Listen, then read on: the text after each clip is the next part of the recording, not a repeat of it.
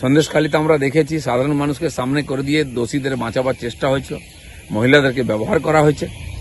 আবার ভূপতিনগরে একই ঘটনা ঘটেছে, বোমা বিস্ফোরণ হয়েছিল, তাতে যারা দোষী তাদেরকে ধরার জন্য জিজ্ঞাসাবাদের জন্য যখন ওখানে এনআইএর লোকেরা যান তাদেরকে ঘিরে ধরে আক্রমণ করা হয়, মারা হয়, ভয় দেখানো হয়।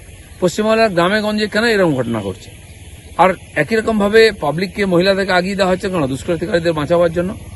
এটা খালি একটা সামান্য ঘটনা নয়, এর পিছনে বিরাট চক্রান্ত আছে। এখানকার সরকার আছে, নেতারা আছেন, এমনকি বাংলাদেশের যোগও থাকতে পারে। আর শাহজাহানের মতো লোকেরা যারা টিএমসির লালন পালনে বড় হয়েছে তাদের হাত আছে। তাই কেন্দ্র সরকারকে খুব সিরিয়াসলি এ ব্যাপারে পদক্ষেপ নেওয়া উচিত। ভূপতিনগর বিস্ফোরণ কাণ্ডে এনআইএ স্ক্যানারে আরো 3 জন তৃণমূল নেতা, বলাইচরণ, মনোব্রত ছাড়াও আরো 3 জন শাসক নেতার বাড়িতে তল্লাশি। বিস্তারিত জানবো, আমাদের প্রতিনিধি আবির দত্ত রয়েছেন আমাদের সঙ্গে।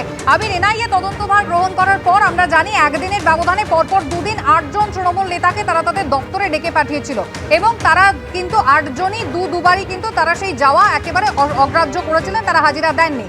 গতকালের রেড এবং তারপরে 2 জনকে নিয়ে যাওয়ার পর আজকে ফের 3 জনকে ডাকা হলো, তাদের কি পরিচয়? দেখো, শুরুতেই তোমায় জানাই যে গতকাল মোট 5টি জায়গাতে তল্লাশি অভিযান চালানো হয়েছিল। তার মধ্য থেকে 2টি জায়গাতে তল্লাশি অভিযান চালিয়ে সেখান থেকে 2 জনকে গ্রেপ্তার করা হয় যারা তৃণমূলের নেতা। অন্যদিকে আরও যে 3টি জায়গাতে তল্লাশি চালানো হয়েছে, যেটা এনআইএ সূত্রে আমরা জানতে পাচ্ছি, তাদের মধ্যে একজন নবকুমার পান্ডা এবং সুবীর মাইতি এবং মানব কুমার পয়রা। এবং এই যে 3 জনের মধ্যে মানব কুমার পয়রা, তিনি পূর্ত কর্মাধ্যক্ষ জেলা পরিষদের তৃণমূলের নেতা, তিনি স্থানীয়। এছাড়াও বাকি 2 জনও তৃণমূলের, তাদের মধ্যে একজন তৃণমূলের নেতা।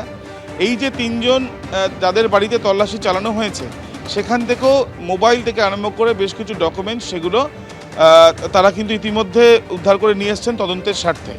এবং যেটা আমরা জানতে পাচ্ছি যে গতকাল যে 5টি জায়গাতে তল্লাশি অভিযান চালানো হয়েছিল এবং তারপর যে 2 জনকে গ্রেপ্তার করে নিয়ে আসে, বলাইচরণ মাইতি থেকে আরম্ভ করে যে আরও একজনকে যে নিয়ে আসা হয়েছে মনোব্রত জানাকে, সেই 2 জনকে জিজ্ঞাসাবাদ করা হয়েছে গতকাল হেফাজতে পাওয়ার পর থেকেই। কিন্তু যেটা এনআইএ সূত্রে আমরা জানতে পাচ্ছি, তাদের 2 জনকেই কিন্তু অসহযোগিতা তারা 2 জন করছে তদন্তে, সেইভাবে জিজ্ঞাসাবাদে সেইভাবে তারা উত্তর দিচ্ছেন না। এবং যে ডায়েরি বা রেজিস্টারগুলো পাওয়া গিয়েছে সেই সংক্রান্ত বিষয়ে তাদেরকে যখন জিজ্ঞাসাবাদ করা হচ্ছে, তাদের কাছ থেকে কিন্তু সদুত্তর পাওয়া যাচ্ছে না, অর্থাৎ তদন্তে অসহযোগিতা তারা করছে, এমনটাই জানা যাচ্ছে এনআইএ সূত্রে। আবির, ধন্যবাদ।